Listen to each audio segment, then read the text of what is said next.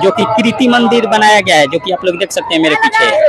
दोस्तों नमस्कार, एक बार फिर से एक नए वीडियो में स्वागत है। दोस्तों आज हम लोग जा रहे हैं ललित बस स्टैंड का पंडाल दिखाने आप सभी को। बने रहिए वीडियो में।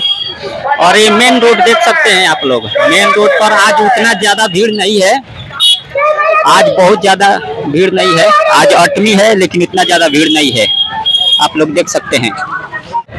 दोस्तों अभी हम लोग ललित बस स्टैंड के पंडाल के पास पहुंच चुके हैं। आप लोग मेरे पीछे देख सकते हैं, ये ललित बस स्टैंड का पंडाल है। आप लोग देख सकते हैं कितना भव्य बनाया गया है, जो कि कृति मंदिर बनाया गया है, जो कि आप लोग देख सकते हैं मेरे पीछे। और यहाँ पर बहुत ज्यादा भीड़ है, आप लोग देख सकते हैं। और ये सभी लोग मेला घूमने के लिए आए हैं, आप लोग देख सकते हैं। और इधर देखिए बहुत ही जबरदस्त यहाँ का नज़ारा है, आप लोग देख सकते हैं। यहाँ का जो नज़ारा है बहुत जबरदस्त है, आप लोग देख सकते हैं कितना ज़्यादा भीड़ है। आप लोग देख सकते हैं बहुत ही ज़्यादा भीड़ है और काफ़ी भव्य पंडाल बनाया गया है यहाँ का। आप लोग देखिए यहाँ एकदम सोने जैसा दिखाई दे रहा है। और पंडाल के साइड में चंदा मामा भी दिखाई दे रहे हैं, आप लोग देख सकते हैं। आइए आपको अंदर लेकर चलते हैं।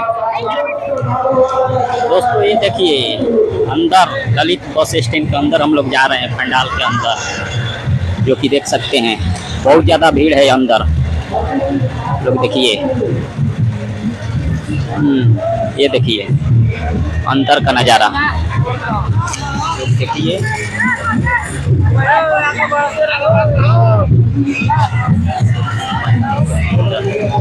दुर्गा माँ का प्रतिमा जो बनाया है बहुत ही जबरदस्त, अंदर का नज़ारा आप लोग देखिए एकदम कमाल का बनाया गया है। देखिए यहाँ दुर्गा माता को आप लोग ये देखिए दुर्गा माता।